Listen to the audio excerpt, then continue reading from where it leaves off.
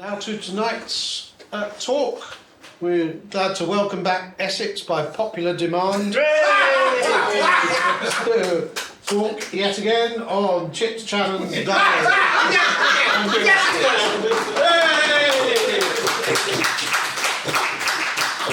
Thank you, Chairman, and good evening, ladies and gentlemen. Clayton reminded me that this was my fourth and record talk on Chips Channon. I'd quite forgotten that I had originally given a talk on the edited diaries, which were published in 1962, and bear no relation to the unexpurgated diaries that which were issued. Some relation, sure. It must have some. Well, very little. I mean, like chalk and cheese. Anyway, so as usual, I've been overwhelmed by the response by club members to news of this talk. But after some consideration, I've decided to go ahead with it anyway. In this last volume of the Unexpurgated Diaries, which begin in 1943, Chips is no longer PBS to RAB Butler at the Foreign Office. Butler moved to Minister of Education in 1941, and in Chips' word, he had no interest in hanging around schools and dealing with teachers and such like. And he's out of favour with the new Prime Minister Winston Churchill because Chips had been a close ally of the deposed Neville Chamberlain. Chips becomes further footloose and fancy-free when the Conservatives move into opposition after their surprise defeat to Labour in 1945. He increasingly has money worries with the impending divorce from his estranged wife, Lady Honour Guinness, and moves in more theatrical circles, beginning a relationship with the leading playwright of the day, Terence Rattigan, while his partner, Peter Coates, is away in India as ADC to Lord Wavell. 1943. The last communication came from my American attorneys. My mother's will has been found. She leaves me all the Channon property. He's American. His wealth came initially from his. They had a shipping business in Chicago, and this is what he's talking about. All the Channon property, which was mine anyway, since my father left it to me heavily mortgaged. So I came into it for a second time, only free of debt. Wednesday, 8 September, I lunched with Laura Corrigan at the Wings Club at 11 Grosvenor Place. This is Laura Corrigan. She was an American and came from a fairly ordinary background, but she married very well. She married a steel magnate who died just before the war, and she came into shares worth about $21 million a year. Sorry, $21 million, which gave her an income of 800, equivalent to $17 million today. That's annual. But she lived in London. She was a society hostess. A lot of London society sort of looked down on her for some reason, but I mean, you know, you couldn't get more snooty and chips, and he was very fond of it. Anyway, I lunched with Laura Corrigan at the Wings Club at 11 Grosvenor Place. This club, her creation, but my idea of success, and was crowded.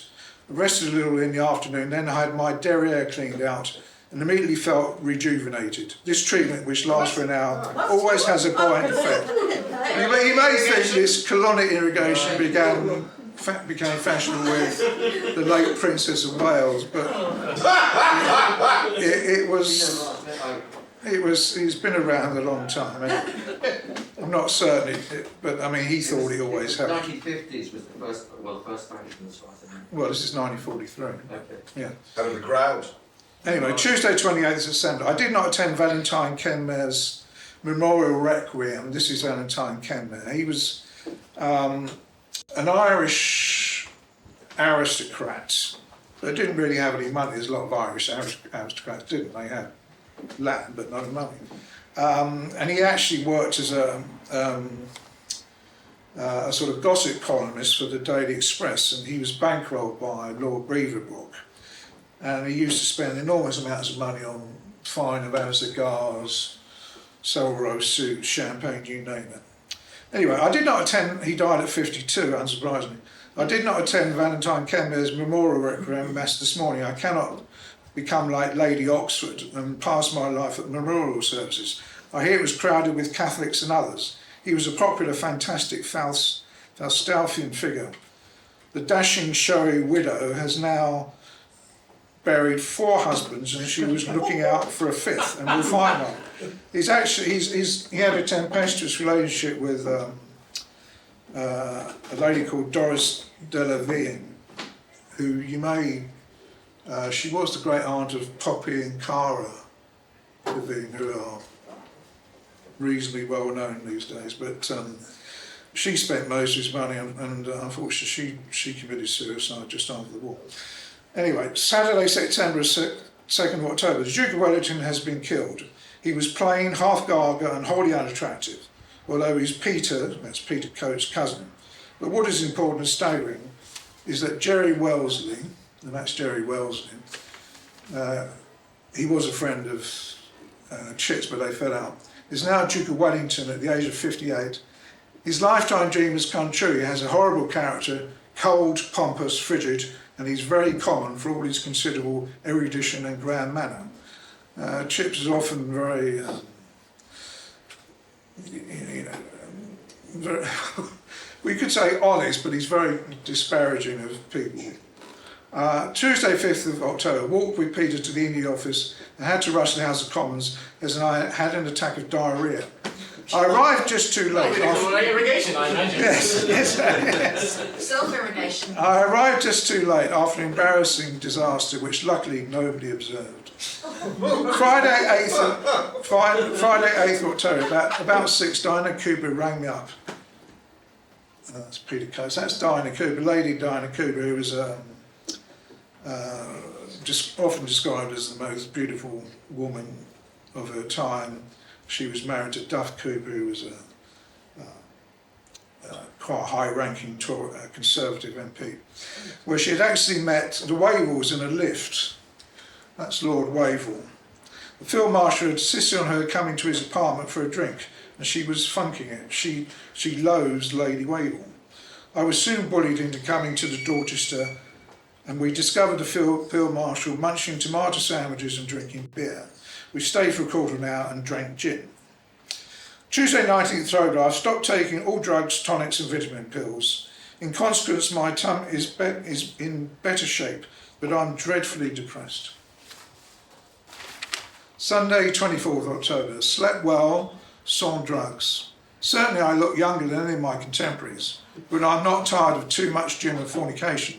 I hate the former and adore the latter.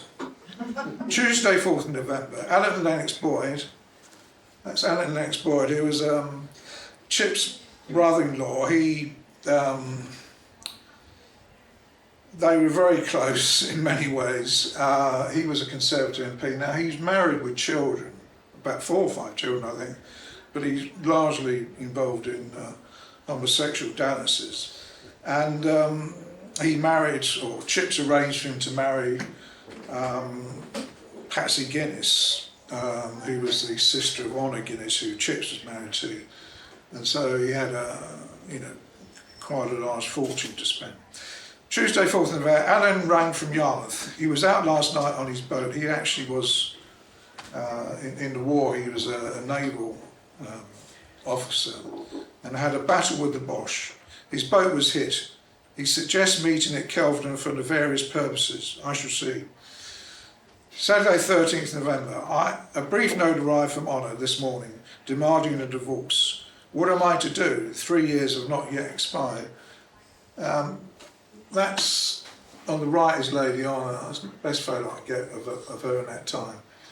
She eventually married this chap on the left who was a Czech airman, but she's been separated with Chips for some while, and Chips is worried about the impending divorce because although he has income from his American mother and father, which I briefly mentioned, he's largely worried about being cut off from the Guinness money. He's a director of the brewery, and most of his money comes from being married to Lady Honor Guinness. Brief note right from this morning, demand divorce, blah, blah, blah. Okay, Friday, 19th November, I gave a dinner party for Gordon Grimsdale, Schoolman Grimsdale, he was a Major General in the Army. Mrs. Keppel was the showpiece. Eve Curie, smart and handsome. Cecil Beaton, gay and graceful. In those days, gay was still... Not a euphemism. It gradually soon becomes what we know it today, but just now it isn't. Leslie Hall, Benicia, benign and bubonic, fine food and adequate wine, candlelight and conversation. I took to Eve Curry. I felt that she would not be averse to an affair with me. Sex style, perhaps. Saturday, 20th November. Lunch with Grimsdale at Bucks Club. Luncheon costing nearly £3. That's about £175 a day because of oysters. Sunday, 21st November. I overhead at Bucks and I'm liverish in consequence. Everything, one's success, happiness, even sex and appearance depends on one's liver. There you go. Wednesday, 24th November. I was at the opening of Parliament by the King. I was at the opening of Parliament by the King and Queen, but I couldn't get there, so I had to attend a Guinness meeting. I rushed away at lunch at the Spanish Assembly. I was later taken back to find Jerry Wellesley, the old cold farceur, now Duke of Wellington. The food was so excellent I overate and fell asleep in the afternoon. Thursday, 25th November, to the House. It was dull, lunched and dozed there. It does an awful lot of dozing at the House of Commons. Monday, 13th December, in a Bond Street Jeweller's where I bought a Fabergé enamel case, I saw an extraordinary marionette of a woman, or was it a man, in grey flannel trousers, a wide leather belt, masculine overcoat and a man's brown felt hat.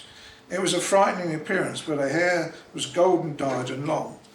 But it was Gladys Lady Marlborough, who was French, but she was getting on a bit by this time. As I gazed at this terrifying apparition, I recognised Gladys Marlborough, once the world's most beautiful woman, the toast of Paris, the love of Proust, and now an overpainted, mad-looking lesbian. Gladys Marlborough looked like a boy in a male brothel in Fez. That's marvellous. Monday, 20th of December, Christmas presents pouring. The English are not lavish. My dear mother-in-law sends a seal, not a live seal, but a seal that you would use to... wax seal, yes. Neither pretty nor valuable. Honour sends me a tiny, chipped, tortoiseshell box worth £1. Circa Londonderry, a silver box with saccharin. But Laura Corrigan has sent me a cheque for £25, which is about £1,460, 6 bottles of expensive drink, a huge turkey and 2 chickens. As I said, she can comfortably afford it. Wednesday, 22nd of December, I've dispatched 100 cards and letters and I'm giving 42 presents. The festival cost me around 250, perhaps more. It's about £14,000 today, so he was a lavish spender. He was always very generous. Friday, 24th of December, old Victor Bower in Lownbury has died. He was 76. We bought his house for him when he had his financial crash in 1935. He was always alleged to have murdered his wife's first husband, Hanbury, and afterwards he married a wealthy widow and even took the name, as well as the money, of his predecessor. He wore velvets and it is said his wife's jewels and fraternised with guardsmen. 1944. Monday, 3rd of January. My passport shows that I'm not seriously insolvent financially. That is something, although I seem to have spent about £9,000 in cash last year. That's about £506,000 in today's money, which is an immense sum considering current taxation. I must retrench seriously for a time. He never really does. Wednesday, 5th of January, a letter from my mother-in-law saying that she and Lord Ivy withdraw their opposition to divorce. That I'm now free, that the decision now lies with me. What should I do? I dread it, yet feel deep down that to go through with it is the wisest course. He's also concerned because, although he has all these, it was a sort of thing with MPs at that time, they were married, even though they were sort of engaged in a lot of homosexual dances, and he's worried that, he's seen at Southend that they won't take it very well once he's divorced. Tuesday, 18th of January, I sat with Alan Lennox Boyd as he drank 2 brandies and ginger ales, his usual morning ration. Yesterday, Patsy gave him, that's his wife, 13,000, that's £710,900. I mean, the amount of money the Guinnesses had at that stage, I mean, was just phenomenal. He came to breakfast and we were here, with me here, which forced me to be in a long day too early. Saturday, 22nd of January. Lunch with Alan at the RAC club, where we had a Turkish bar together and watched the unsophisticated Yankee officers strip. They are muscular, hairy and wear quaint drawers. Monday, 24th of January. An immense lunch of oysters at Butt's Club, which cheered me immediately. Butt's Club was full of fools and soldiers overeating, over-gossiping and over-drinking. Tuesday, 8th of February, both Ivies lunch. That is Lord and Lady Ivy. They're the, they're the second, he's the second Lord Ivy in the Guinness family, brewing family, immensely wealthy. And Chips is married, as I say, to Lady Honor Guinness, who is one of their daughters. They had 3 daughters. Both Ivies to lunch. They were sweet, alert, intelligent. Talked of Honor, who has promised not to marry Woodman. This is a chap in Essex she was going to marry but never did quite, for at least 2 years after she gets her divorce. They think that she will be an eccentric, will leave Woodman and probably travel in circle. Wednesday, 9th February, arranging to Veronica Hornby, ex-Blackwood at Claridge's, and she told me of a chance meeting she had with Mrs. Woodman, as Honor calls herself. It was in a pub. Both she and Woodman were very drunk indeed and quarrelling openly. To this my wife has fallen, consorting with the lowest of horse copers and publicans. This chap Woodman was a horse coper, if you know what a horse coper is. I'm not sure I do. Walking in the street with Enid Paget and Susie Wynne on either arm, we literally collided with an American officer and recognised General Eisenhower. He apologised politely. It is an unattractive appearance. Monday, 14th of February, dined with the Killings, a Trollopian little couple with political and perhaps social ambitions. Hitchinbrooks I found him quite absurd and ingenue but well-meaning, and Agatha Christie, that's Agatha Christie, well-known novelist. She's a comely, ample woman with no outward traces of bruise. I scintillated for 10 minutes and then subsided into morose silence. Saturday, 19th February, all day I had attended my private affairs. I've continued to keep out of debt until today, but I have now been obliged to draw cheques for about 2,000. That's about 109,000. Tuesday, 22nd February, walked to have my hair cut. I'm nearly 47, I have very few grey hairs, and they're only at the temples. I'm not at all bald. The Raj Club, which I today joined for as a life member, it cost me £160, which is about 8,750, was hit an extraordinary hole in the wall. Tuesday, 24th of February, last night's raid was, I thought, the worst of the war. I managed to park my car at St James's Square and walked about. The Ivy House had lost all its windows. They had various houses in London all around the country. They didn't really live in any of them particularly, except the ones out of London. Lost all its windows and casements. Number 12, which they also own, is worse. Those stone stands of Spinks, the silversmiths. I went there yesterday and hoped of buying a snuff box. The Raj Club has lost all its windows.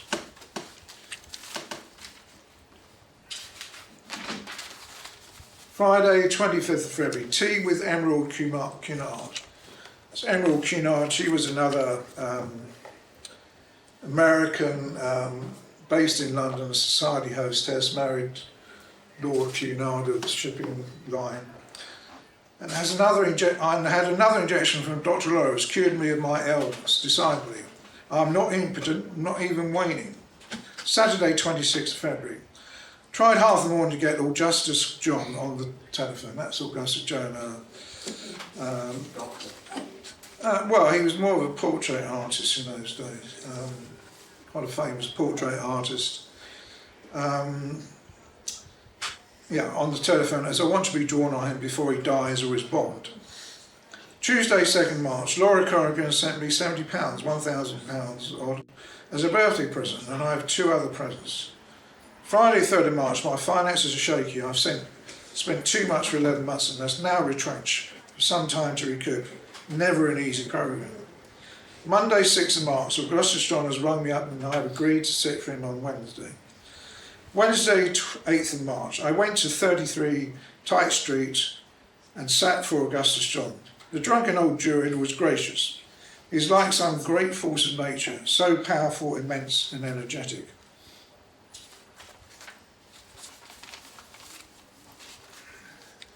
Dined in a curious collection of guests, including Sir Stafford Cripps.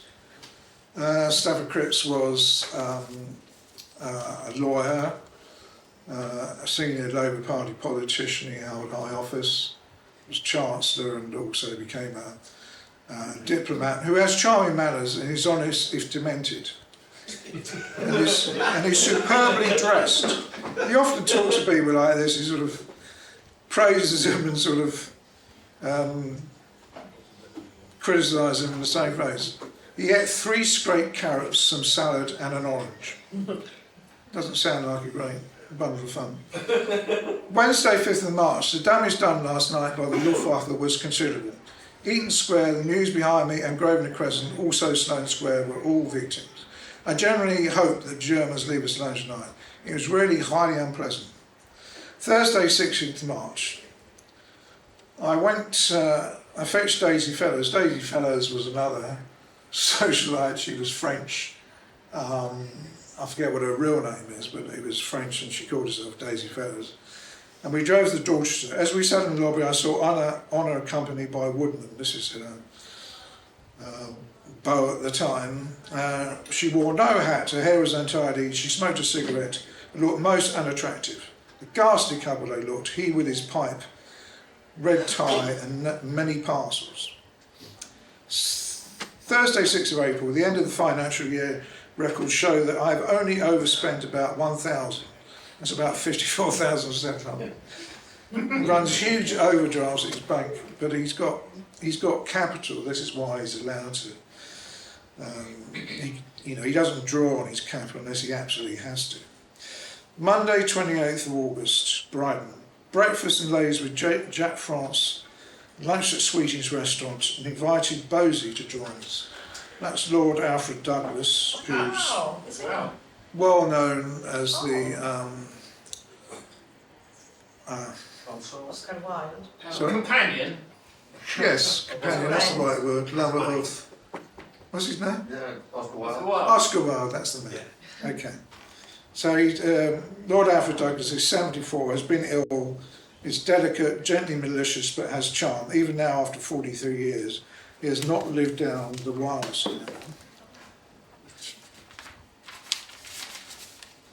Tuesday, 29th of August. It's over a week since my divorce petition was finally signed and I presume filed. Mechanics will take over a year. By the time of the 12th anniversary of my wedding, July 14th, 1945, I shall be free. Friday 1st of September, had a turka, that's a Turkish bath, where my usual masseur commented on my improved figure. More muscles, he said. Did he say where it was? What? Where the Turkish was? Probably at the RAC, Yeah. that's where you go. Yeah. Monday 11th September is Rosie Warburton's 24th birthday, and I sent her a cable, but I've decided not to marry her. I mean, it's quite bizarre really, thinking of getting married again. I mean, she's 24 and he's in his late 40s. Wednesday 13th of September, Serge Obolensky, Serge Obolensky, he was a interesting character. He was a Russian aristocrat, but he also became, I think he became a US citizen anyway. He did sort of daring raids for the US Army. Serge Obolensky, my beloved old friend, arrived from France for 4 weeks. He led a parachute division. He reports that there is more food in France than here. We lunched at Claridge's. Went to Thursday 8th September, went to the house. In the laboratory I ran into Ramsay, the MP for, this is Archibald Maud Ramsay. He was a far right wing MP who was he established what was called the Right Club.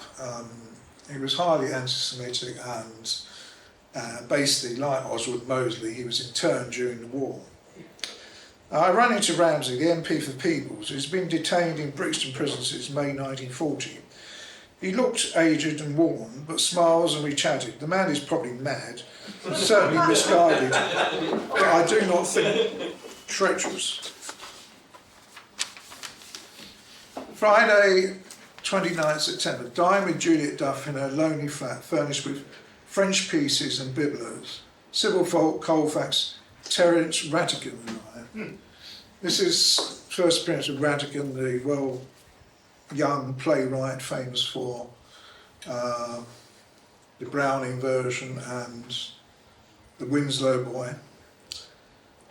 In fact, these novels were sort of based on his friendship with Chips, and actually one of them was, I think the Winslow Boy, was based on Chips's son Paul, Paul Channon later became a Conservative MP and minister. Diamond Juliet, Terence Rattigan and I was out to dazzle Rattigan, and I did. Terry is completely charming and came home with me later. New friendship has begun. He is 33, lives in a flat in Albany and alone he's fancy free. Tuesday, 3rd of October, today is the 54th birthday of my old friend Serge Obolensky. I organised a gala dinner party here. The party was a huge success, although he would not let me invite any kings. I wish I had. He knows various sort of members of royalty that he could invite to parties, but he was told not to for this. Tuesday, 7th of October, day began gaily by Terence Rattigan ringing me up. Letter from Grimsdale from Calcutta says that Peter Coates is well. I'm missing, yet he may rightly resent Rattigan. Coates, I think we did.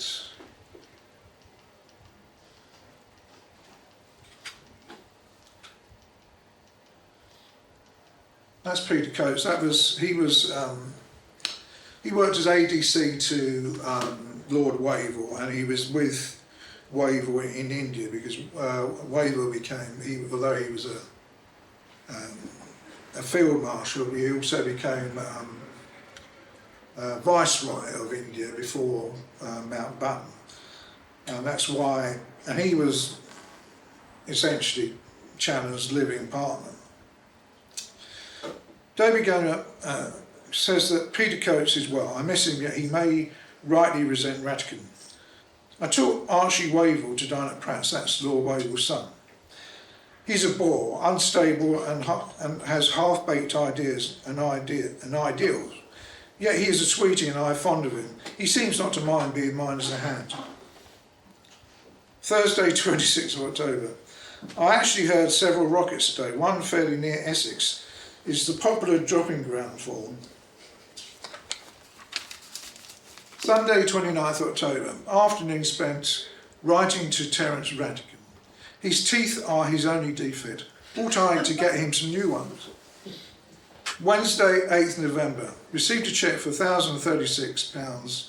It's about £56,000, 650, which is the first major instalment of monies due to me from the sale of my mother's effects. Because both of his parents are now dead. Thursday, 9th November, woke disgruntled and liverish. I thought of my father born in Chicago, 76 years ago today. Never was there such a bore and a bad-tempered one too. He has nothing good to say about his late mother or father. It's coming from him. Yes, yes. Saturday, 11th of November, walked to the Ritz where I lunched with Lady Lowther, Lord Cavan and others. Talking with Lord Cavan about Field Marshal Dill's recent death, I blandly remarked, old men who marry young women always die soon after. I didn't, he reported dryly. Wednesday, 20th December, Rattigan Day. I arrived at Albany like the wise man, bringing gifts of oysters and champagne and a bibelot to bring Terry luck. In the tiny, atmospheric but unimaginatively furnished flat, I found his mother Vera, whom I instantly flattered, and his father, a semi-crook, only since dégommé from the Foreign Office. Thursday, 21st December, lunch at the Chilean embassy where I was received almost like royalty. Why? Friday, 22nd December, lunch with Terry in the Ivy. I gave him his Christmas present, a magnificent Russian cigarette case inscribed Terry, 1944. Monday, 25th December, the Old Rectory, Elvedon, Suffolk. This is the Ivy's sort of country home. A day too ghastly and cold, almost a chronicle. The Old Rectory is freezing. It is the coldest day of the year. The Ivies will give me $1 million, but not a present I could use or want. I suspect that my mother-in-law is really a man, has a male brain and male characteristics. 1945, Monday 1st January, dawn of the new year always saddens me. Would it reunite me with Peter? And there is sweet little Rosemary Rawburton who wants to marry me. What shall I do? Continue to pursue Terry? Also, I shall be divorced. There's one answer that he just continues pursuing Terence Rattigan. Tuesday, 2nd of January. Today is Laura Corcoran's birthday. I lunched with her at the Women's Club. The young Duchess de Magenta was with us, just arrived from Paris. They still have masses of servants, pots of money, good food, plenty of wine, glamorous clothes and much social life. Well, pretty much like the life he's living in London, really. Thursday, 4th of January. I went 13 times to the lavatory during the night. Is that unlucky? Pains, gripe, misery. I thought I was going to die. I ought to have stayed in bed, but got up at lunchtime and walked in the cold across Belgrave Square to the Spanish embassy where I dined with the Duke of Alba. Glorious food which made me feel ill even to look at. Saturday, 6th of January, Terry rang up. He has gone to Farringdon to spend the weekend with that mad Lord Berners.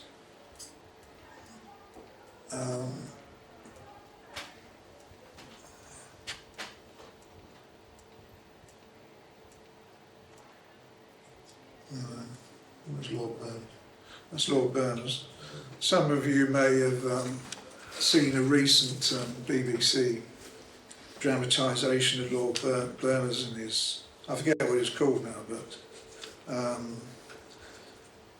essentially Lord Berners was a British composer, novelist, painter and aesthete, I should say.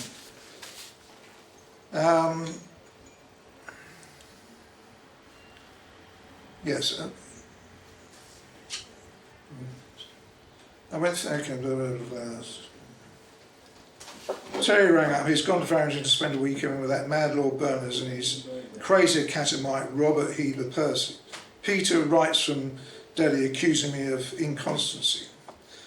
I picked up, Tuesday 9th of January, picked up the Evening Standard and saw that amongst the 3,000 or so divorce cases, mine had been singled out for mention.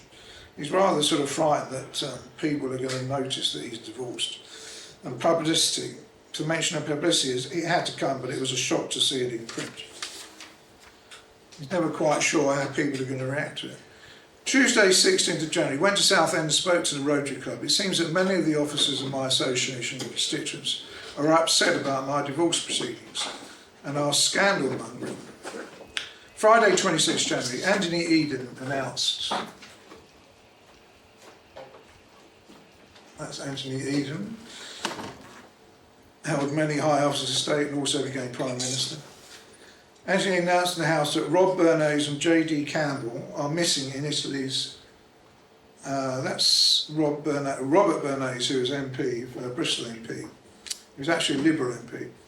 Anthony announced that they are missing in Italy. Their plane had taken off for Brindisi and has not been heard of since. Bernays, although he was a bore, was in a way a buddy. He was hideously ugly and generally unattractive. And I had twice allowed him, after long persuasion, to whip me, which was his vice. He sat for Bristol North. I shan't miss him at all. I detest Liberals. Saturday, 27th of January, the long-awaited important letter from Peter came today. His wisely concluded that he better stay in Delhi, at least until the war situation clears. If he waits too long, I should become so involved with Terry that I might not even want him back. Who knows? When Monday, 12th February, a visit to the hairdresser and to my doctor. Why do I smoke so much? Tuesday, 13th of February, really a difficult day. I woke to be told by Alan that the Ivies have had a message in the night that Arthur Elvedon, that's one of their sons, was killed by a bomb. It was actually a V2 rocket. He was on V2 rocket. He was in. I think he was in an officer's mess in Holland. No two people were more unalike than my brother-in-law and I. He was abnormally large and fat, an appalling bore, stupid, yet shrewd, uneducated, unimaginative and indolent, and yet he had a certain charm and lazy affection. Damned with faint praise. Thursday, 15th February. Poor dear old Ed Arthur. He left about 3 million. That's about 159,673,000. That shows you how rich the Guinnesses were. I hear that Honor is going to the funeral on Sunday, so I shan't go. Monday, 19th February. Honor refused to go to Elvedon for the memorial service of her brother, although she was in London. Disgusting and unfeeling behaviour. My divorce at long last is rescheduled to be heard tomorrow. Tuesday, 20th February, at 10:30 am, I arrived at the law courts, accompanied by Paul's nanny. Suddenly, Channon versus Channon was called, and I found myself in the witness box, giving evidence in a clear voice. The case was undefended, and I was awarded the unconstitutional custody of my child. It was all over in 10 minutes. He's very close to Paul, his son, who's at Eton and Oxford, I think, and his mother doesn't seem too worried about it, so I don't think she contested it. Friday, 2nd March, a biggest day indeed. Long talk with Terry, then Lord Berners called to see me and bored me for an hour. He fears a puritanical revival after the war as a reaction against the general loosening of morals, which has undeniably taken place. Crinch Johnson died suddenly last night of a stroke. He was only 49. He dug his grave with his teeth. All his life he overate and drank and was a disgusting looking creature. He was unmannered, immense, noisy, an intelligent bore, although I liked him. I long recognised that he was a liberal hypocrite. And to be liked by Chips Channon. Yes. Monday, 5th of March, shops with Binky Beaumont. That's Binky Beaumont, who was basically, he was a theatre impresario, and he basically ran the sort of London theatre scene for many years. Actually, Binky Beaumont sent a set of Webster's plays to Terry, bought him presents, and had my pocket picked, a beautiful Cartier wallet given to me by Laura Corrigan, containing £6. It was about £319 today. Wednesday, 7th of March, I'm 48 today and look 36. Nevertheless, it is a melancholy event. Friday, 16th of March, Lord Ivy sent me a cheque for £1,302. Seems an odd amount, which is £69,298 to help with Paul's expenses. Is this a present? I think so. Wednesday, 21st of March, Terry and I exchanged gold signet ribbons, Cartier and me. Monday, 26th of March, at 7:30 I fetched Terry at Albany and gave him a pair of my most magnificent links, sapphire cabochon surrounded by large diamonds. They're worth about 300 now, which is about £16,000 today's money. We then took to loving idleness and came home here to receive Lynn Fontaine, who dined with us in the candlelight room. We had lobster and champagne. That is Laura Fontaine. Lynn Fontaine, famous actress, British actress, who dined with us in the candlelight room. We had lobster and champagne. I regret to record I got very drunk. I went to the Milroy nightclub, got very drunk, and later returned to the Savoy, where we woke up Alfred Love, that's her husband, and drank more. Wednesday, 28th of March, Terry really likes second-rate people. Drunkards and ne'er-do-wells. I'm beginning to be bored of the setup and the deplorable entourage, the hangers-on and the sycophants. Walked to the Commons where at a shop I was told that Rupert Bradley had been killed in a flying boat off the Azores. He was a delightful, extremely good-looking charm, and next to me, the second best dressed man in the Common.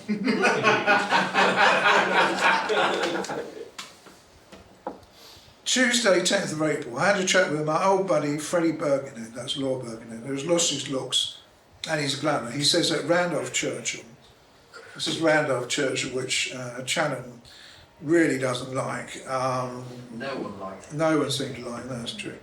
He said that Randolph Churchill, he was quite often drunk, he used to gamble a lot and just generally be fairly obnoxious. He says that Randolph Churchill is drunk and impossible and is in a hospital in Naples.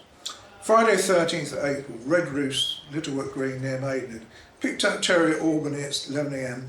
We drove here to stay with Ivan Novello. Ivan Novello, famous composer, singer and creative.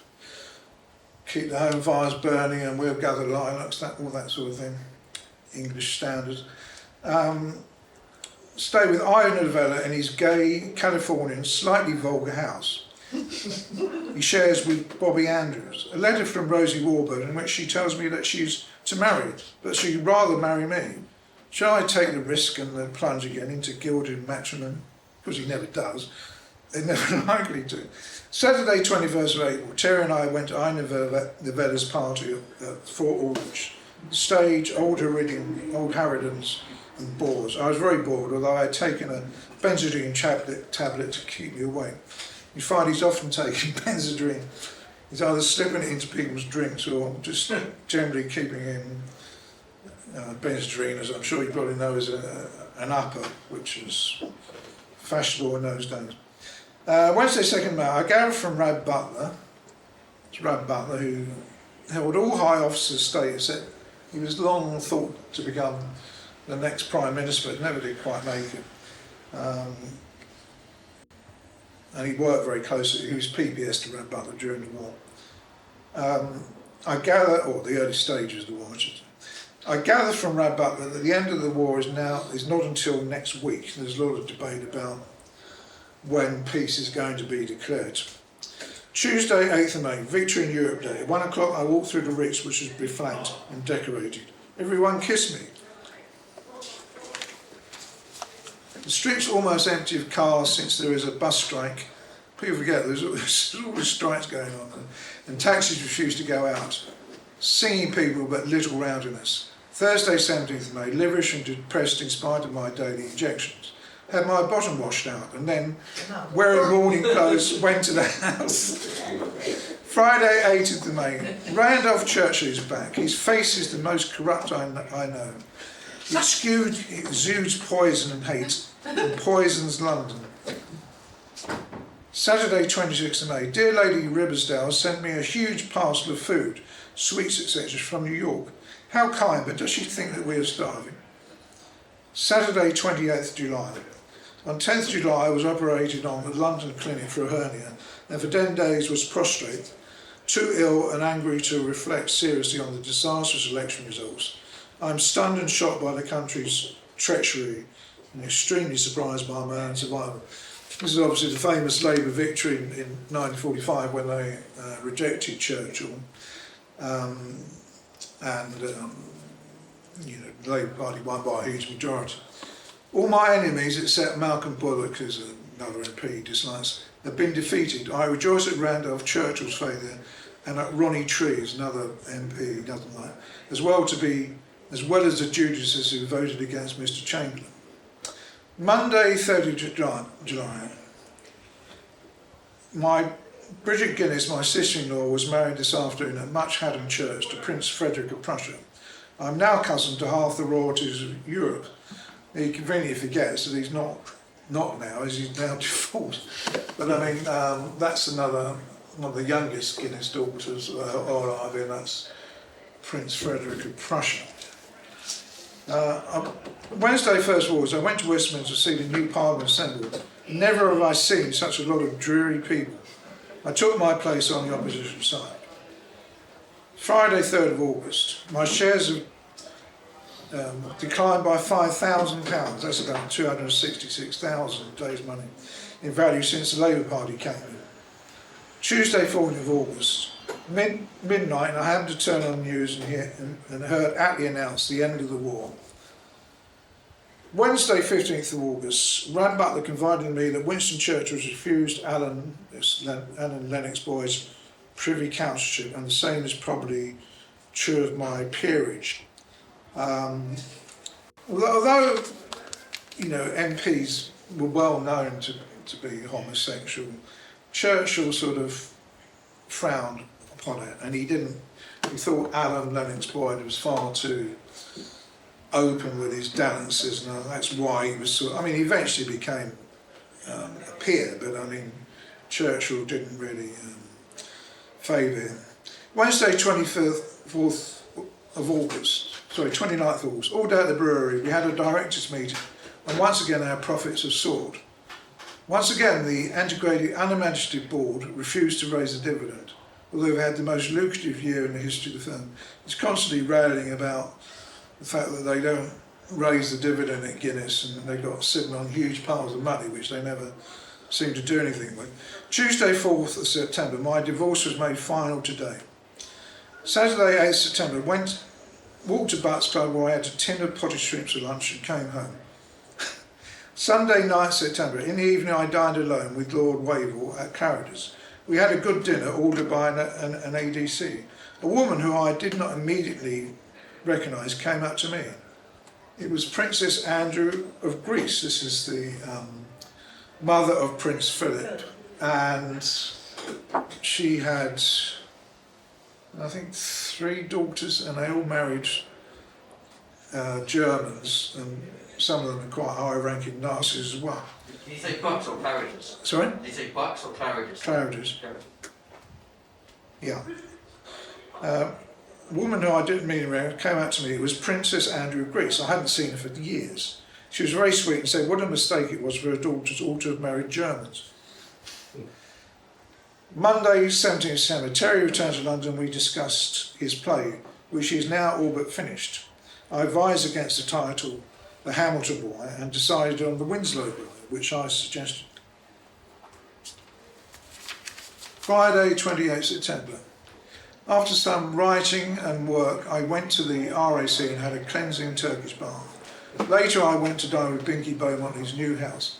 He is a tremendous character, only about 33, risen from nothing, who runs and rules over the London stage. Monday, 3rd of December, at what Edwina Mountbatten described as Sybil Colfax's piss pot of a party, musical and very, very boring. That's Lady Edwina Mountbatten. She was a very wealthy, I'm not sure she was an aristocrat, but anyway, she married obviously Lord Louis Mountbatten. She became Viceroy of India when Lord Louis became Viceroy, and she did a lot of work. She worked very hard actually in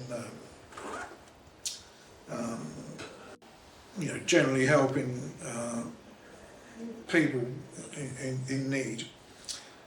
Benjamin Britten, a shy fellow, brown as a nut, played the piano while his friend Peter Pears sang.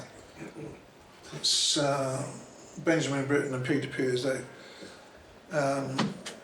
Obviously, we all know Benjamin Britten was a composer, and Peter Pears, that was his partner, and Peter Pears was a tenor, I believe. Played the piano while his friend Peter Pears sang. Then Poulenc played, and I looked at Edwina just back from Delhi. I thought she looked faded and jaded for the first time. 1946, Wednesday, 30th of January, all day in the Commons. It is a coal nationalisation bill and a tragic and momentous day for the country. I am tired and dread the prospect of remaining here until 2 a.m. There is a plot afoot to keep the Labour members up and make them miss their buses. Friday, 1st of February, crowded party at the French Embassy for cocktails. Noel Coward drove me home. Noel Coward, and sat with me for 3 long hours. He wouldn't eat, never does. He drank gin and neat vermouth and told me all about his private life. Saturday, 2nd of February, Peter and I returned to the house where our grand Peter Coates is now back.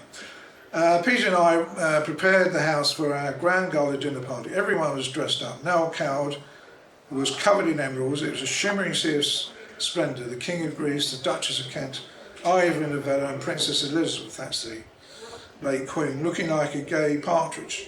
Peter and I surreptitiously put some benzedrine into cocktails. And nobody noticed. There you are. The Queen was, unbeknownst to her, was drinking a benzedrine-laced cocktail. Saturday, 9th of February. Owing to the food cuts, the Labour government is immensely unpopular. Will the scarcity of dried eggs bring it down? Wednesday, 26th of February. I haven't broken it yet to Peter that I propose going to Southampton tomorrow to meet Terry. Calling at the Royal Bank of Scotland, I was horrified to learn that I am some £3,000 overdrawn. 159,672 in today's money. What to do? Sell some securities? He has capital, well, he just doesn't like to sell it unless really necessary. Friday, 22nd of February. Woke feeling ill. Terry makes me drink too much. I was really rather rude and offhand to Lord Berners, who called on me at 11 a.m. for chat and gossip. I hate men in the morning. Saturday, 9th of March. I've been to the lavatory 7 times this morning. Is that lucky? Monday, 18th of March. Newspapers announced that Simon Astley has been killed, motoring near Quetta. He always drove like a madman, particularly when he was drunk, which he always was. Friday, 22nd of March. Lunch with Terry and his father. We went to Harris Depository and inspected the late Lady Rattigan's effects. She died last year at the age of 73. Mostly rubbish, but to our horrified surprise, we found a cupboard full of indecencies, filthy postcards and obscene books and drawings. How unexpected. Friday, 29th of March, I resolved to reduce my drinking, cut out cigarettes and stop sex, and partly succeeded all day.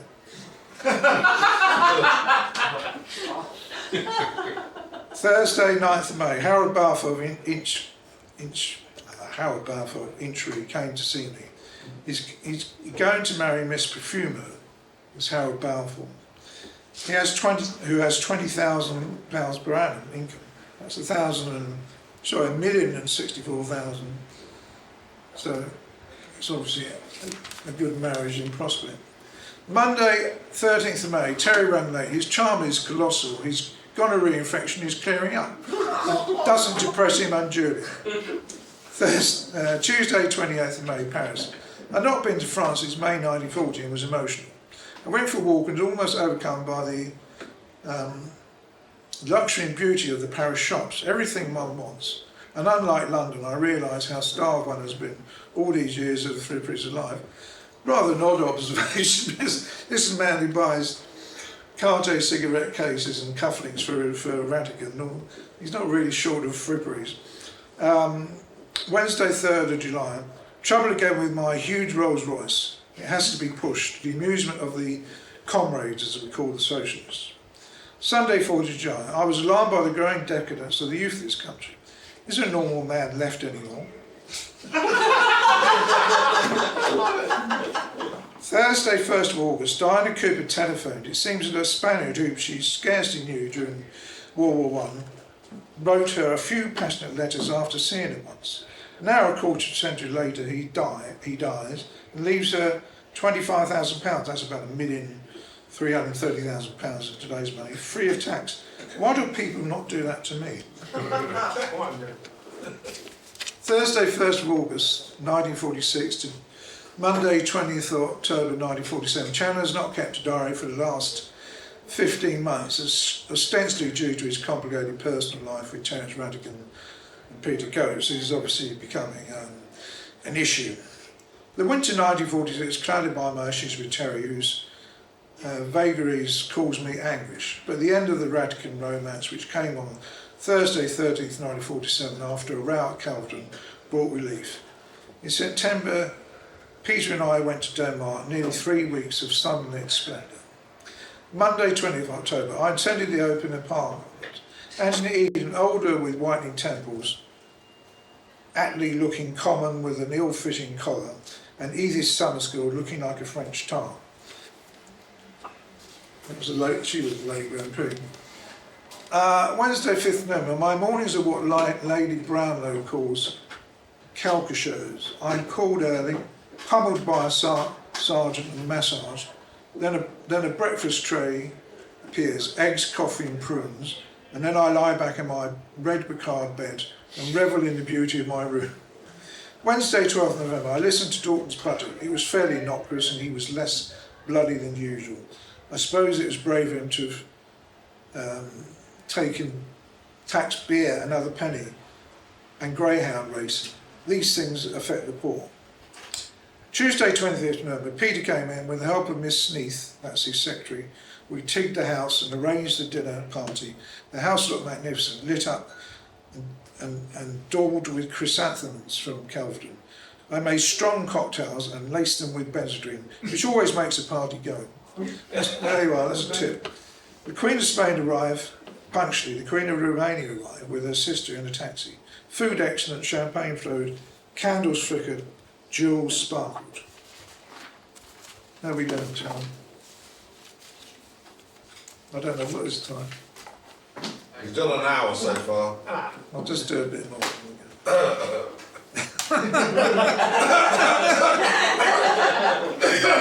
So, anyone know how it is?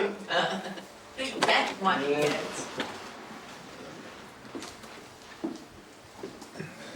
How pleasant is a weekend in London, especially when one has a splendid, Sunday 7th December.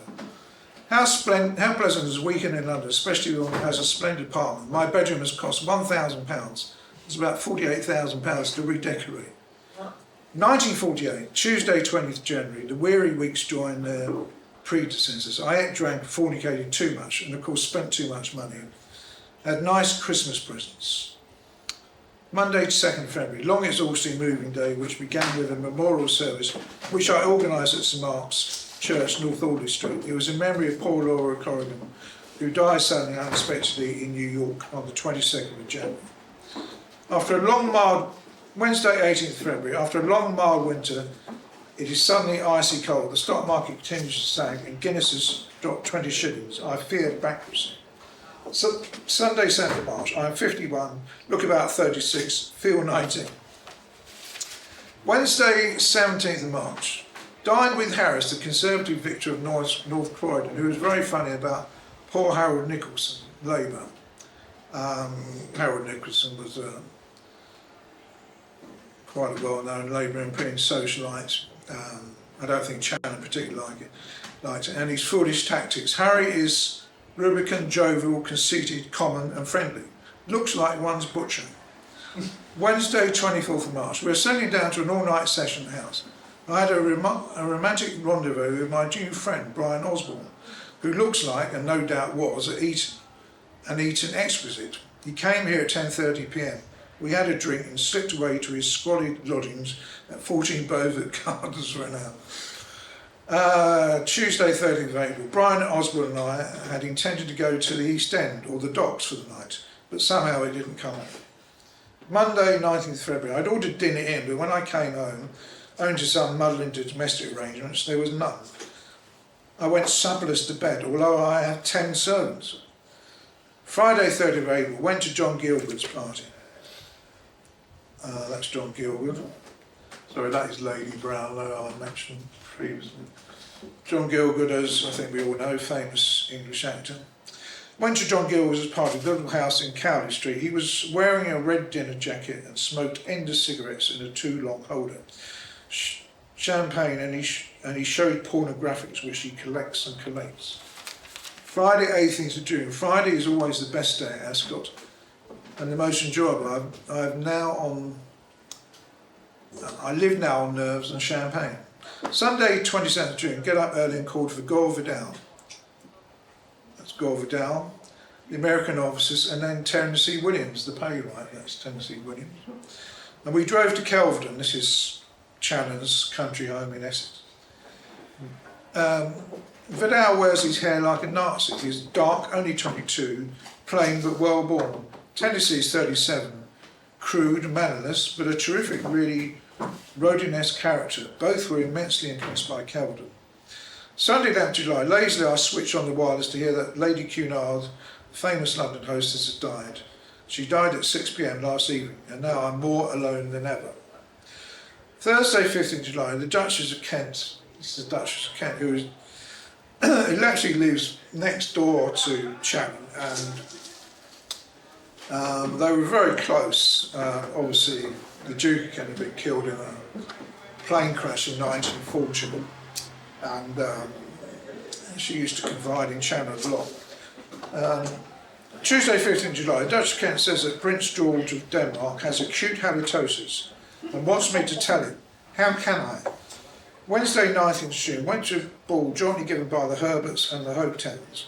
It was extremely ill-arranged, bad band, horrible food, vulgar nippies instead of nippies who sort of worked at Lyons, Cornerhouse. Vulgar nippies instead of manservants and an ill-lit garden. Tuesday, 20th July, the central lobbies of the House since the last election have indeed preserved a drab spectacle of ill-dressed people, refugees, disgraced persons and whatnots. It's basically referring to the Labour Party. Later we dined, Alan, Gerald de Courvey and I at Pratt's, where I had a sort of ovation as I go there so infrequently. If one is an MP, one doesn't lead a club life. Tuesday, 14th September, Paul and I spent the day at Versailles, that's his son. Walked to the Villa Trianon where we dined with Lady Mendel. Sorry, that is Paul. I don't know what he's doing there, it could be some sort of salute. Could be waving. Waving, yes. I don't know who. This is obviously taken at Kelvedon. Anyway. Paul and I spent the Versailles, went to the Villa Trianon where we dined with Lady Mendel. Lady Mendel was another one of these socialites. And I had not seen her since May 1940, just before Paris fell. And she seemed 90 then. Strong will, a long life of lesbianism and colonic irrigation can do much. She used to stand on her head, apparently. She was very fond of doing that. Sunday, 31st of October, drove to Stansted to lunch with RAB and Sidney Butler. That's his wife. Awful house, non-conformist atmosphere, no lux, no taste or elegance except for a Correggio and a fine Renoir. Thursday, 9th of December. I'm still boiling about the failure of my Southend plot. Channon, he'd attempted to get Christopher Soames, who was Churchill's son-in-law, because Channon wants to get in with Churchill to a certain extent because he quite liked a peerage. So he was trying to get Christopher Soames, Churchill's son-in-law, adopted to a Tory candidate for the new Southend East constituency. Southend was being split into two, Southend East and Southend West, and Channon represented Southend West. Here I am, saddled with McAdam. This is the Stephen McAdam, who became the new Conservative MP for Southend East, as a stable companion, an unknown little man from Epping. 35, and my chances of a Churchill period immensely reduced. Sunday, 12th December, not a very enjoyable evening, and we were heavy with wine. I shall always give people champagne in future. 1949, Monday, 30th January, the Dowsetts, my Southend chairman and his wife, to dine. Like all middle-class people, they never know when to leave and stayed much too late. Thursday, 20th January, a much more me day. I had my bottom cleaned out, colonised, and then lunched with Dolly Lowther at her tiny, hideous house. Sunday, 30th February, just as we leave Kelvedon this morning, the servants, the Youngs, gave notice. It was a shabby thing to do and it made him nervous, and I smoked for the first time in 1949. Thursday, 10th of March, tea with Gage with the Lords, this Lord Gage, who was he came distant from him in later years, but he was an old friend from when Channon was at Oxford. Tea with Gage and Lords, where I know everybody. How I wish I would appear. Can't it be arranged? Quite wants to be here. Monday, 14th of March, lunch both at home and the House of Commons. This is a big debate about groundnuts. I wish I knew what a groundnut was. Wednesday, 23rd of March, tea at the Lords. I was surrounded by peers. It's a scandal that I have not one yet. Sunday 10th of April, Kenneth Villiers and the Daubneys came down to luncheon and we went out. I put a dead mole in Peter Daubney's overcoat pocket, as you do. Friday 3rd of June, Parliament rose for nearly 3 weeks. The ghastly government and all its sweaty supporters are adjourned to Blackpool for their annual conference. Tuesday 12th of July, I woke giddy and gay as always after too much champagne, but I refused to take my duodenal ulcer seriously. Wednesday 26th, his health problems are sort of mounting up now. Wednesday 26th of October, Peter Beattie jumped from a window in the Ritz to his death. I was terribly sorry for him, although I never liked it. Years ago, Honor and I were dining at number 3 Belgrave Square for a pompous ball. He was suddenly sick all over Honor at dinner, and we left at once. He never apologised. 37, us. The Douglas Fairbankses, it's Douglas Fairbanks and his wife. Douglas Fairbanks was a famous American actor, also kind of war hero. He was in the US Navy, but he was another one of these Americans who spent an awful lot of time in London. Asked me to dinner to our two princesses, to meet our two princesses. I had a long talk with Princess Elizabeth, that's the late Queen, mostly about her Greek relations and her sister-in-law, particularly the Hesses. I'm sure that was a great conversation. She was subdued, calm, not particularly pretty, but pleasant. The princesses only left about 4 a.m. How tiny Princess Margaret is. Tuesday 27th, drove to Southend to attend the Old Age Pensioners' Christmas dinner at the Curzon. I spoke well. There were 2,000 present, whose combined ages must have been about 150,000. 1950, Friday 24th of February, I was re-elected by a colossal majority, 18,745. I went back to the Palace Hotel, had a bath and a bottle of champagne. Monday 6th of March, Peter thinks that the whole royal family looked tinsy, I don't know what, that's a word they used in those days, and middle class, all except Princess Marina. Yes, I must admit, that's the Duchess of Kent, I must admit that Queen Elizabeth looks like Miss Southend or some carnival queen. That's the Queen Mother. Tuesday 21st of March. I woke this morning after first being pummeled by my physical instructor and then being injected by my medico, the Viennese magician Dr. Godfrey. What's he injected for? Monkey glands. Well, I he's experiencing, all the drinking, smoking, benzedrine, it's beginning to take its toll, so he's being injected with, hormones, vitamins. Vitamins are supposed to be injected. Yeah. Right. Give you a big buzz. Friday, 5th of May, drove to Southend and attended a tame audience. Why do I always call people Mrs. Feather? It's not a nervous tick, and again tonight I thanked a Southend woman, Mrs. Snowball, for her hospitality, and then spoiled it all by saying, "Good night, Mrs. Feather." Monday, 8th of May, dined with Peter Glanville at his cosy house, 24 Brompton Square. The famous Mrs. Irene Selznick. This is Irene Selznick at full. She was married to the David O. Selznick, the famous film producer. But she was a producer in her own right. She was also a hostess. It was a set piece. She turned her attention to me, and I was paralysed by her seduction and almost climbed into her bed at Claridge's. Sometimes I still have these sudden and somewhat embarrassing sexual successes with middle-aged and amorous matrons. Friday, 12th of May, dined with Terry Rattigan to meet my new inamorata, I should say, Mrs. Selznick. You're still seeing Rattigan occasionally. The dinner was good and the pink champagne flowed. At midnight, fearing to be entrapped by Mrs. Selznick, I slipped away, but only after she had made many propositions. Sunday 21st of May, I have an astonishing indifference to, or indifferent, of people. I prefer to be alone. I only like them in large numbers when they become a festival, or singly to go to bed with, but people out of bed bore entire one. Tuesday 30th of May, I had my derriere washed out canonically today. Seems to be quite a... 6 months. Yes, and the treatment usually so beneficial mostly made me nervous, as it would.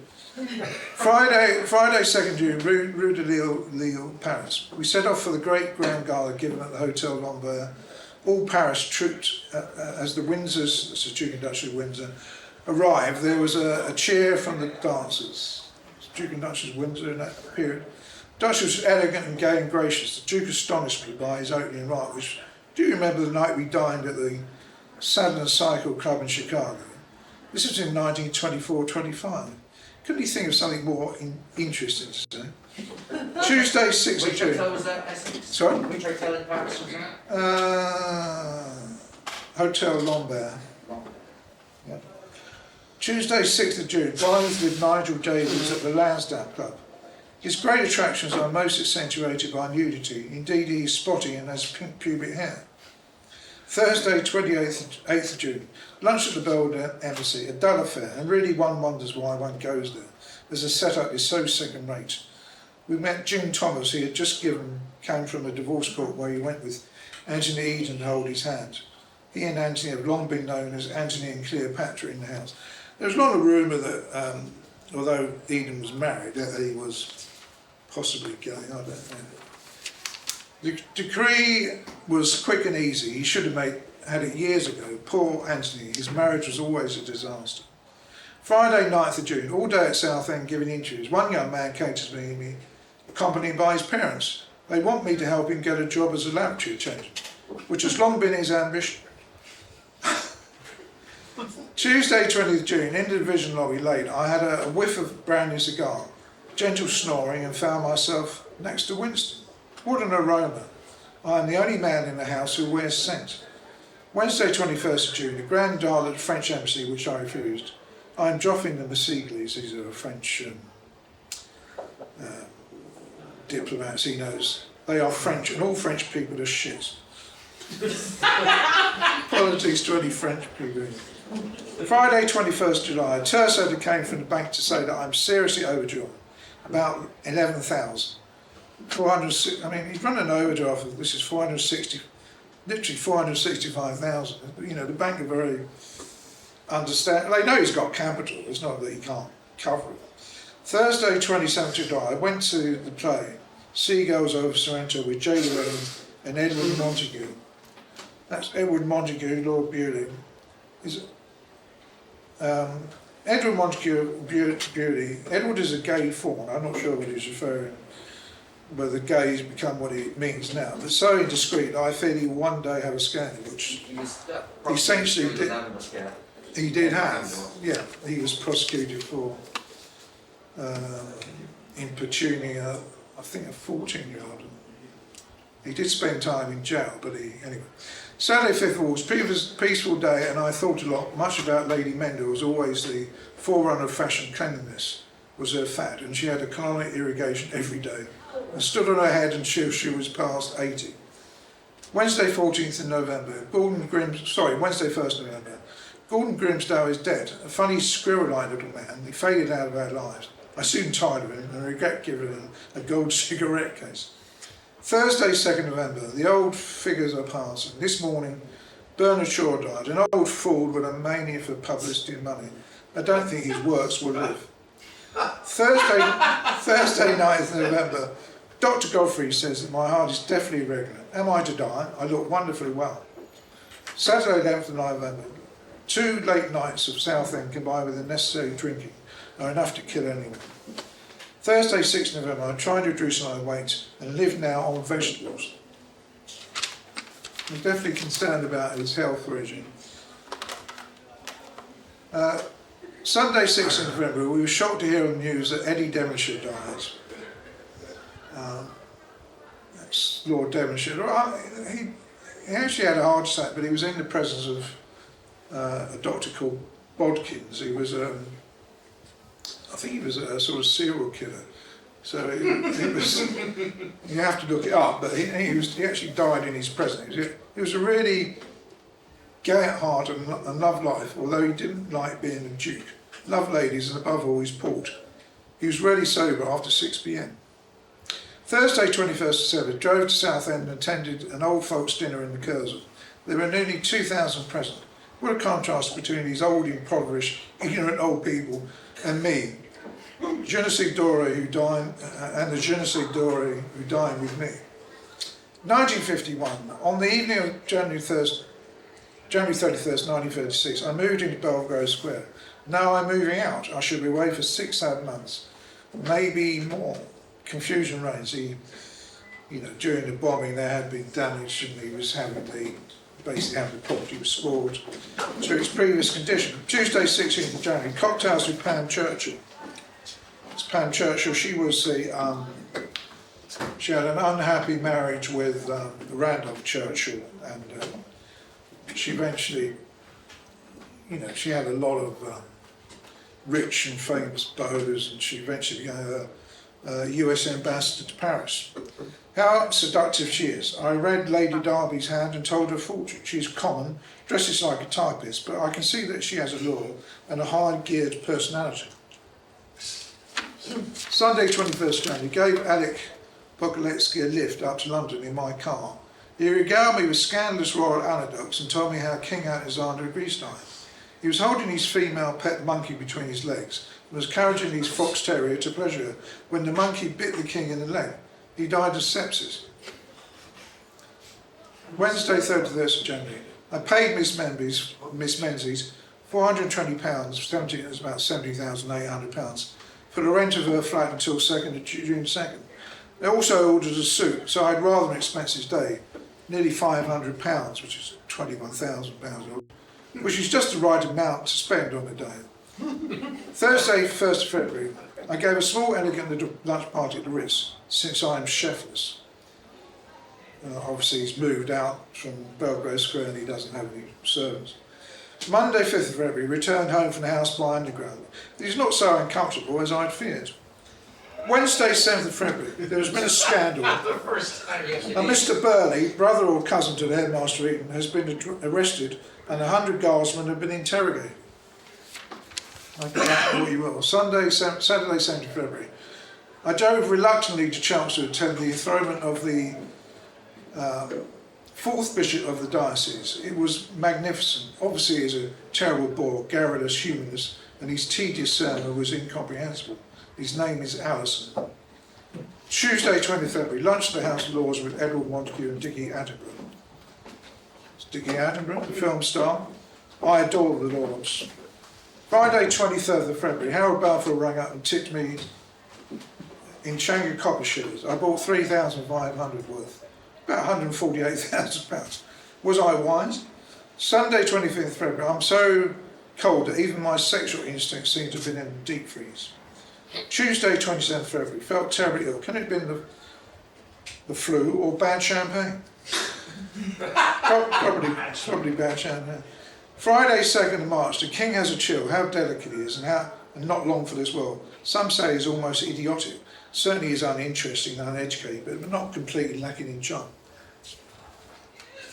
Thursday 23rd of March, I went to Margaret Sweeney's, that's Margaret Sweeney, famous society, you might have seen her. What was it called? It was the Headless Man case, wasn't it? It was the Headless Man case. Yeah. But I mean, there was a sort of recent BBC documentary on there. I mean, she married the Duke of Argyll, who's here on the right. He didn't really have any money, but she became a Dutch. Next, went to Mark to celebrate her marriage to Ian Argyll. She looked a radiant Duchess. A rather third-rate collection of people, we thought. Sunday 25th of March, drove to Langley's where he was shown over the house by Bill Tufnell. Later he came to dine wearing a lemon-coloured dinner jacket with black facings. He was really generally rather ridiculous. Monday 9th of April, I went to have my gums attended to by my dentist, Dr. Hawkshaw. He told me this was my 77th visit. Tuesday 10th of March, I wish I had gone to Turkey or something this week. Well, I'm tired and also spent too much money. So much so that I thought a little more would not matter and ordered an overcoat. Saturday 26th of May, afternoon at Southend, where I opened a dog show and called on constituencies and nearly dropped from fatigue and boredom. Tuesday 29th of May, we are moving to Londonderry House on June the 16th, which Circuit Londonderry has kindly lent to us. This was the large house on Park Lane, which is no longer there. Tuesday 31st of May, my right nipple bleeds a little from last night's excess. Doesn't mention what last night's extras were. Saturday, 2nd of June, glorious weather. I went to Southend and opened a Derby Journal and was unbelievably bored. Thursday, 7th of June, to the House. The finance bill has resumed. So far the debate has been remarkably good-tempered, probably because there are so many bolt holes where one can sleep. 2 men from the Foreign Office, Maclean and Burgess, have disappeared to the continent. Anthony Edenman tells me that Burgess is a bad hat, whilst Maclean was highly thought of. Monday 11th June, to the House, where I slept for 2 hours in the library. The corridors, lobbies, little rooms, the libraries are filled with supine, ungainly, sleeping, snoring men. Some Labour members smell. I sent for fresh clothes, shirt, jewels and a carnation. What a farce it all is. Home by 11 p.m. after an absence of 31 hours. There were an awful lot of late night sittings in those days. I don't quite know why. Friday 9th of June. What a flat season is this year of 1941. Never has London been so dull and unexciting. Lunched at White's. The club was full of semi-drunken, roistering bucks. Randolph Churchill looked dying. Wednesday 20 June. How infinitely rewarding it is to live in a gentleman's grand house. Early to bed, massaged by a curious cove at the advanced age of 54. I am rather amazed, even at times attracted by the low classes. Monday 3rd of July. My furniture and my possessions are all being moved back to Belvedere Square today. A long business. Right, well, we've reached 1952, so we've not done too badly. But unless people want me to continue, I think we'd call it a... Very good. Well done.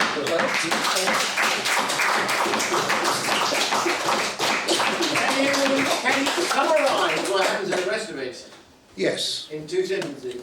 That seems unlikely.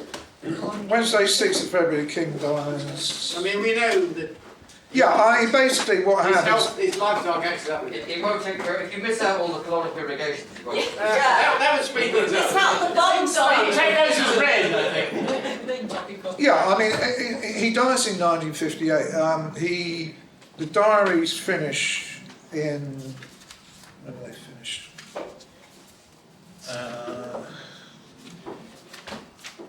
In 57 was. I think, yes, you're right, yes, of course, it's 57. I mean, the last year he sort of takes to his bed, he's too ill, and he sort of announces that, you know, in the Times or somewhere, that he won't be attending any social events because he's too ill. What way? Well, I think combination of alcohol, tobacco, benzedrine, too much colonic irrigation. I mean, various. I mean, you know, he was forever. I haven't obviously listed all these parties. I mean, he was always dining. I mean, you know, rich food. Imagine how rich the food was in those days. I mean, he talks about Paris being full of, you know. I mean, he didn't miss for anything in London. I mean, you know, they ate fairly rich, but I mean, it all sort of gets told. I mean, you know, the late nights as an MP and everything else. He seems to have done really well as an MP, even during the landslide Labour election. Considering that he hated doing it, but he was. Well, no, well, it's not quite true. He actually did. He actually was quite a. Now he makes these comments about the constituents, but he actually was. Seems to have been popular. He well because he did go. I mean, some MPs doesn't go back to the constituency. He went back to Southend quite a lot, and I think they like that. As he said, he attends all these functions. Obviously, I've not listed all of them, but I mean, he liked being an MP. He sort of gets a bit fed up with it later on, but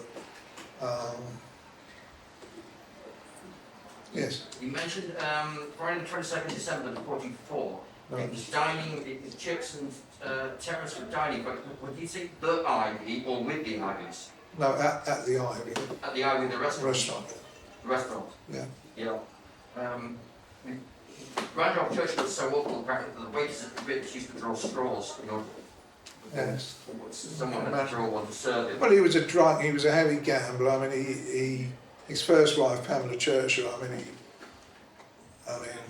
you know, the way he treated her was appalling. I mean, she had to go out and work to sort of pay his gambling. Ivan Novello spent some of the war in the scrubs. Did he? Yeah, for he was forging petrol bottles. Right. Or failing to use them. My grandmother told me to put paper in and just a few coupons. Yes. Never opened them, they binned them. I think he got caught doing that, but he did time for it. Yes. Scrub.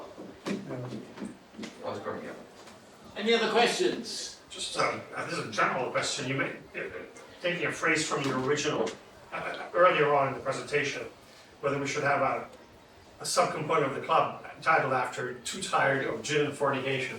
I'd like to table a motion that Chips Channon be elevated to honorary president. Too tired of gin and fornication. I mean, he was eventually knighted. I mean, as far as he could, I mean, it's, you know, I've got it in the later notes. He said it's the sort of thing that, you know, you get if you're a surgeon or your dentist becomes knighted. I mean, he rather sort of derides it, but he accepts it in the end. It's something. It's not the peerage that he wanted, which was very basically denied to him by Churchill. I mean, you know, I think because he became, once he became divorced, you know, he was, although he says he's discreet, I think it's common knowledge. You know, obviously I don't go into all the sordid details of all his dalliances, but I mean, he's always, you know, I mean, there's no doubt that there's high up people, I mean, they tolerated it. People like Churchill wasn't a prude, but I mean, they just didn't approve of it. Yeah. They didn't feel as though they should reward people for that sort of behaviour. Well, thanks very much. Thank you very much.